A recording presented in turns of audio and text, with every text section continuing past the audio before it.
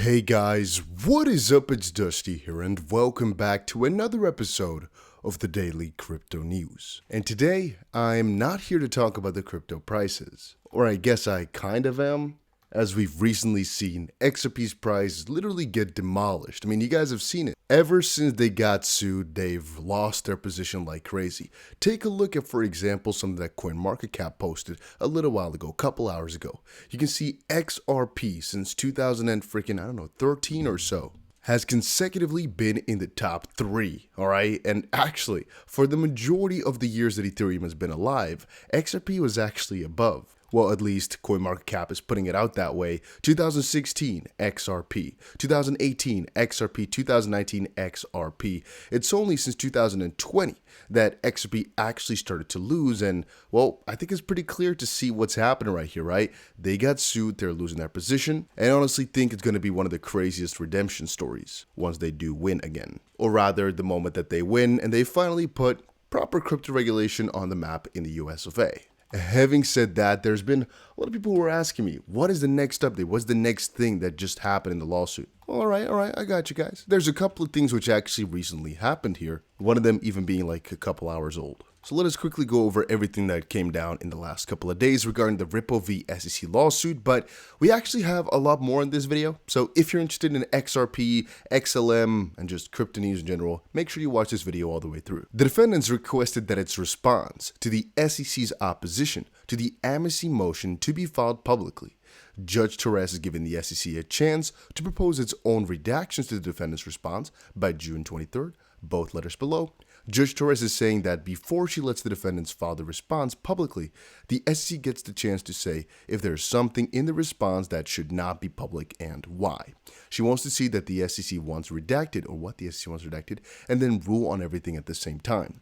The June 10th letter from Ripple defendants and June 21st order from Judge Torres allowing the SEC an opportunity to propose redactions are posted. Honestly, this is a little bit of a petty battle. All it is about is Ripple saying, hey, John Deaton, with the help of all the XP holders, wants to come inside of the lawsuit. Pause. Wants to join the lawsuit basically and help out the court as a friend of the court. He wants to help out the judge, which was basically about a specific issue that had the SEC stating or mostly inquiring about a witness. Wow, I'm kind of messing up here. Let me explain it differently. So the SEC was actually asking an expert, supposed or alleged, let's say, why are XRP investors investing into this crypto? He had a certain opinion, and John Dean, as a friend of the court, was like, I don't think so, but let us come and help you out by giving our thoughts as to what was going on and what was in the minds of XP holders at the time of investing. So John and Ripple's like, well, the SEC side of things, and whatever they ask the expert, a lot of this stuff, let it just be public. Or if we're going to do any discussions, let a lot of this stuff be on the record where everybody can see it. But the SEC wants to hide as much as possible, claiming that it's some privacy issues. And right now it's just a back and forth about the SEC trying to hide as much as possible regarding this specific expert. And again, the amnesty motion is what John Deaton is going for, which again, the SEC is not really wanting to bite. They don't like that. But let's quickly move on because you guys understand, right? It's just a little petty battle about what can be left public and what should be redacted. And now the judge is kind of saying like, oh, you know what? Just give us a redacted version and we'll decide, but we'll see about how it comes out. The court, this is a little bit later, made a note on the docket today called a minute entry. It noted that a discovery hearing was held on June 7th. It's not a substantive notice. It's only put there to make sure the docket is complete, nothing else to report. It said minute entry for proceedings held before Magistrate Judge Netburn, discovery hearing held on the 7th of June. For those following the case on Court Listener or some other docket service, you'll probably get a notice of this last minute entry, of this minute entry. So this is all just saying, hey, there was a specific hearing a little while ago and it was not updated at the time. So right now it's just said, hey, that was actually conducted, which here you get the update for. All right, and then the newest piece of news, which came out a couple of hours ago, the SEC filed under seal, which again means hidden, its proposed redactions to the Ripple defendants' response to the SEC's opposition to the amnesty motion to participate in the expert challenge. The SEC also publicly filed a letter explaining its proposed redactions, and what that just basically means is, hey, the SEC wants to, as we said before, right, hide as much as possible regarding everything, right? But now the judge was asking the SEC, what exact information about all this do you want to hide regarding that expert, regarding John Deaton coming into the lawsuit? And they had to propose exactly what they think is private information that should be withheld from the public. And honestly, when checking it through, it's really hard for me to say as I'm not a legal expert, right? But they're claiming here, in short, proposed redactions to the response are narrowly tailored to serve the higher value of protecting witness safety in light of the likelihood that the past harassment, which again is debatable, and threats will continue in the absence of such steps. Then again, as I've said before, please don't harass anybody involved with this lawsuit. Even SEC officials don't go sending letters or poop to their house or something like that. Here's exactly what they're claiming. They, or at least seeks to seal footnote 1, and they're aiming to also redact a couple of responses relating to information about the threats and harassment of the expert outlined in the SEC opposition brief. It's hard to kind of deny this and say, no, you can't hide that stuff, right? It's hard to say. And then again, I'm not so sure what is normal, and so I'm going to keep my mouth quiet on this one and just say, here's what's going on, and you decide for yourself whether or not you think this is important. I personally don't really think so, just the SEC trying to hide more stuff, but hey, it's a lawsuit, it's a battle, it's logical. Regarding that battle, it's honestly still mind-boggling to me how many crazy connections people have drawn and how it's not being picked up by some of the bigger media sources. Or let's say it differently. It's being picked up, but they're not acting on it too much, or at least they're not trying to represent it too much. John Deaton said, at this point, you are the conspiracy theorist if you believe Hinman didn't know anything about his law firm's association with Ethereum or the Ethereum Enterprise Alliance. You probably also believe it's a pure coincidence. Hinman emailed Ethereum, or I guess Joseph Lubin, to set up the December 13, 2017 meeting, the first of several. And this goes on for a little while. It is mostly just explaining, I guess, John Deaton's side of things, which is just from a bird's eye view. Watching this and reading up about it, it is so unlikely, a couple of the scenarios that the SEC is trying to sketch, which just make it sound so unbelievable. In this specific case here, we are trying to say that it's really unlikely, all right? I'm saying unlikely because I'm not trying to say that this is by definition true, but I'm saying it is unlikely that there was no bias from within the SEC to make some specific statements or choices regarding Ethereum. It's very unlikely that there was not any bias, not anything sketchy going on. The chance is just small because the evidence is so overwhelming. However, if you claim this evidence, if you utilize this evidence, people look at you funny. However, then when you start to look at what we're stating, it's like, William Hinman didn't really know much about Ethereum before he gave this speech. That's what? Point being, these things are really sketchy, but they're trying to make you believe as if you're the crazy one. Again, just allegations, obviously, but hey. And by the way, it goes further, right? We can sit here for a couple of hours. It's not as if I just have one specific statement that's making me go so crazy. John, a little bit earlier, said, just another example of the insider's advantage, Eleanor Tret. I'm sure Hinman didn't know they were represented by the law firm that he was not retired from, but an active ongoing profit-sharing partner of. I'd love to see the legal fees invoices for this. And it's actually Stephen Hubert who shared something which he later deleted, maybe? Or, Nope, just had to load in. It says, Bill has left behind a graveyard, a non-action letter from Simpson Thatcher client to use tokenized payments on Ethereum. Another favor for his Simpson Thatcher and Ethereum Enterprise Alliance, as if the free pass and all the other stuff we found wasn't enough. And he goes on also to state, a Simpson Thatcher client announced an initiative using Ethereum in 2017, joined the Ethereum Enterprise Alliance, or Enterprise Ethereum Alliance, in March 2018, and the Hinman speech is given in June 2018. Simpson Thatcher client is then issued a no-action letter by Hinman's division at the SEC. But you know what? Let's just move on because we could sit here for a couple of hours and it's not going to change too much. I actually saw this earlier today and I think it's rather interesting. So if you scroll over on Twitter, you'll find a lot of these documents related to XRP or XLM. I find them all the time, right? Here's one that's supposedly from Harvard. Now, I couldn't necessarily verify this in any way, shape, or form. When checking through here, there's a couple of people who've stated the PDF can be found on this place. But even then, how exactly can I know that it's the real thing, or how valid is that? How useful is it? Well, to be honest with you, I don't think it's going to change too much, specifically from the perspective that this reads right here. MIT, for example, back in 2016, running a Ripple validator. If my memory serves me correctly, I think they were also doing something with either getting it into their curriculum or it basically had something to do with Ripple's big initiative for universities. Here's also a press release about it, by the way.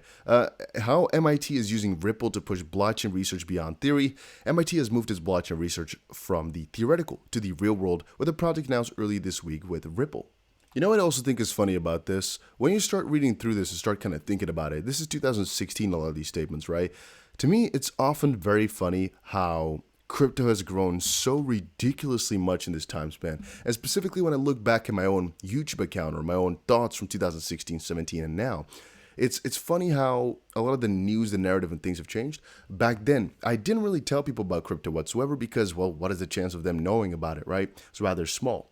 Right now, the chance is really, really, I'm going to say 95% higher, 99%, that if I speak to somebody out there in the wild, right, that they're going to know about crypto. Specifically, if I'm walking around in Dubai, I think the majority of people that I meet will know about it. But I'm thinking even in most modern places, let's call it, the majority of people will know about it. But maybe that's my circles, though. Maybe I'm being a little bit hypocritical, or I guess ignorant to the fact that there's a lot of circles where it's not known about in. But then even looking at Nigeria, for example, maybe this is again a bad example because they're so progressive towards crypto right there. The majority of people I've spoken to, yeah, they often say that, yeah, that crypto is a really big thing. So point being, though, it's grown really like crazy over the last 5 years. Also, the news has changed drastically. Back then, it was hard to find a lot of these crypto updates. Right now, it's being pushed down your throat. As a lot of the crypto news websites, they might have been around for a little while, sure, but they really weren't as optimized, really weren't as proper, and really didn't have the proper writing that it has today. What's also funny is how a couple of the writers, they've actually been around all this time. And when I look back at my 2017 or so videos, I see some of those names and I still see them now and I still cover them now, which is kind of funny. Kind of wonder how they're doing. Regarding this Ripple validator thing, by the way, I went to take a little bit of a look at exactly how things are running over on the nodes for Ripple. I should actually say the XRP ledger, obviously. I should take myself out of the picture, and even then you can't see it perfectly. It says on the bottom left right here, it says nodes, and next to it, it says validators. But it's just kind of like showcasing the spread of things. I think it's actually kind of funny how Africa is so relatively small in all of this. And I guess it kind of makes me more excited about all the announcements that we've been getting regarding Africa. Of course, we know they have already got a little bit of stuff going on. South African-based fintech Sago, for example, launches XGB, enabling end-to-end British pound transfers within minutes. And again, if you don't remember, utilizing the XP ledger, Sago's innovative money solutions are built with speed, efficiency, and low-cost transactional abilities for corporates. Yeah, Ripple. But more importantly, we also pretty recently here had ourselves that SBI announcement, right? We had the SBI Africa announcement where I'm just thinking in my head as well. There's a lot of expansion which is still necessary. I mean, over in Japan, they're huge. Over in this, I guess the western part of Europe here, it's already huge. And I guess the entire North America part, it's already huge. There's a lot of expansion needed though, right? But I'm going to say specifically over in Latin America and specifically over in Africa, where Ripple's technology is also huge. We, I guess, just need more representation in terms of nodes as well. To not stick around on that for too long, there's actually a really cool XLM video by Danelle Dixon. Just want to play a really small part of it because I don't think they're going to copyright, right? I guess it's spreading the news and a lot of these people like it, but you never know for too sure. I guess if I put my own face in this, the chances are smaller, but let's just quickly play a little part of it.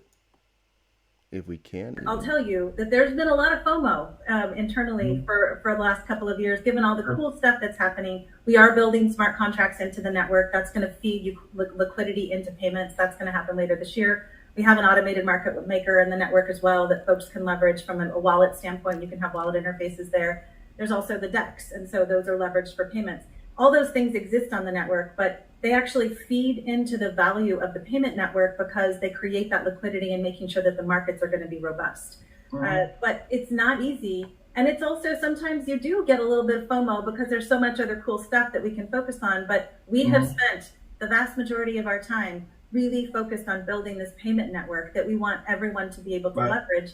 Having these financial institutions that are local on the edges was our first foray into it. We have 30 different stable coins that are issued on the network that are based on local currency that are one-to-one fiat backed. We think payments should be in stable coins. USDC Stellar is one of the big ones that lots of payments companies want to leverage, wallet providers want to leverage.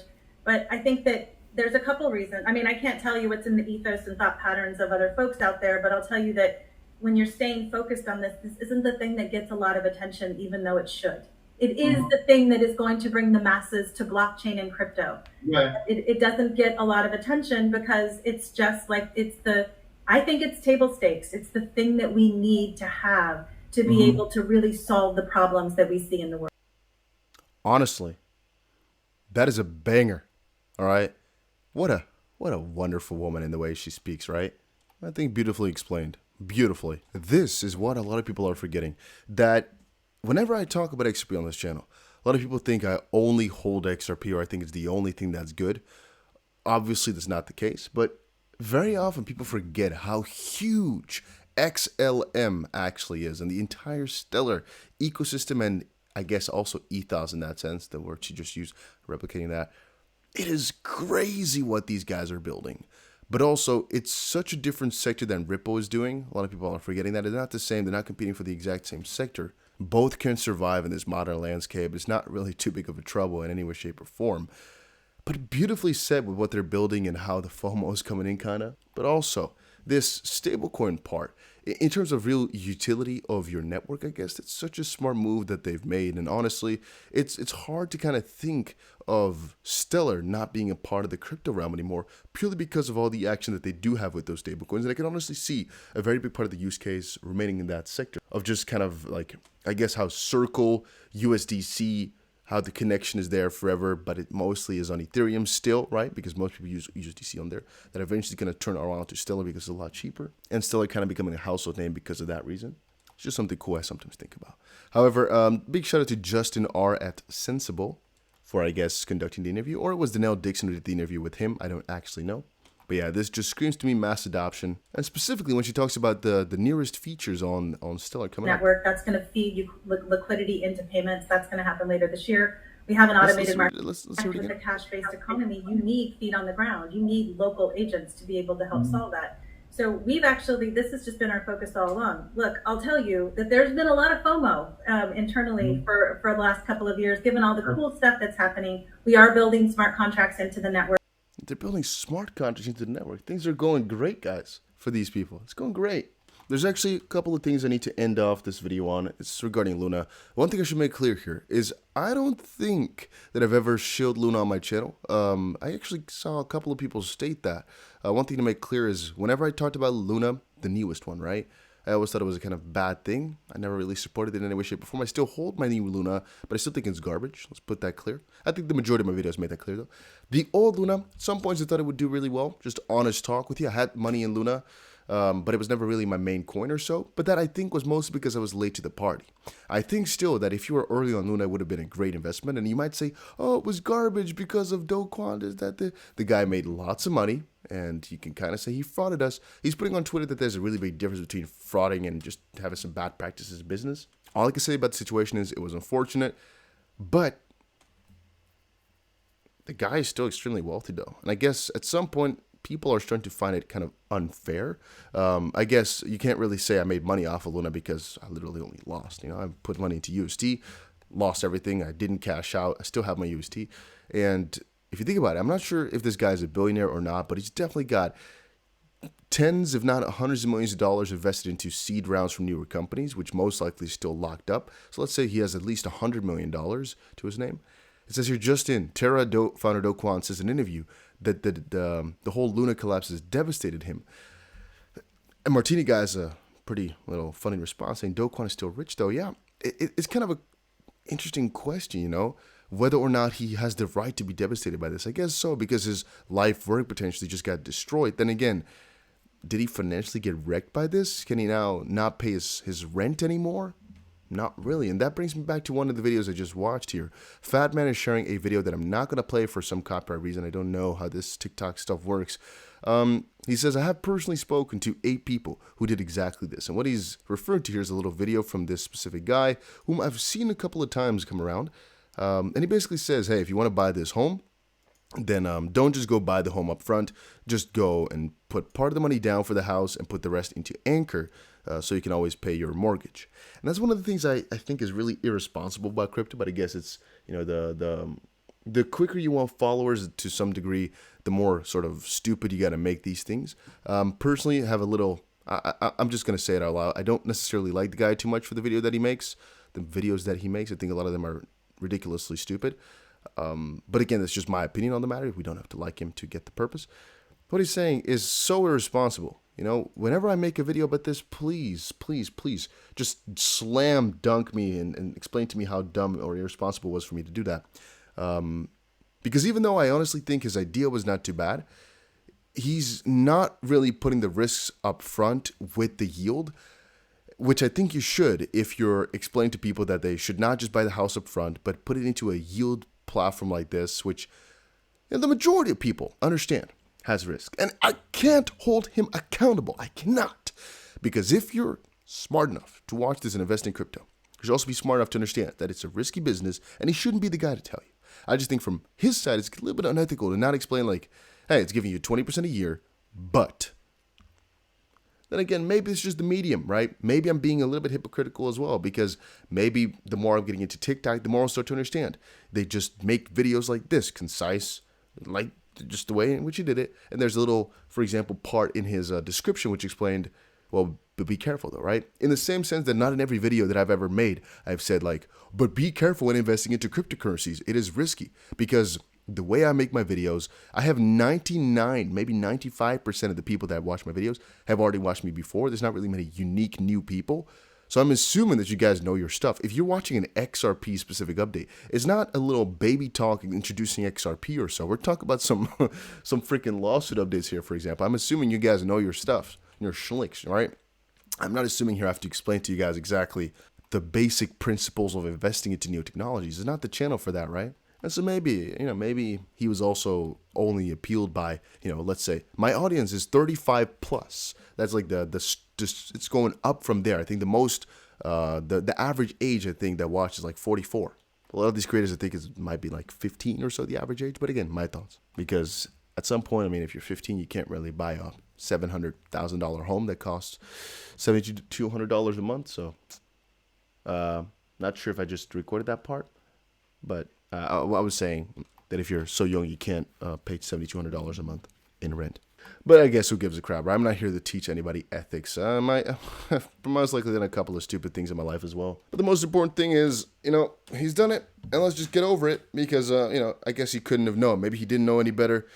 Gives a crap. We invest in cryptos knowing fully well it's freaking risky as can be. I personally think it's the future. Then again, I might be wrong, in the same sense that a lot of people thought their companies were going to pop off. You got to have this sort of fate, I guess, to just either succeed at some point or to, I guess, really pull through with things. I mean, if I didn't really fully commit and think that crypto was the future, then what the frick would I be doing?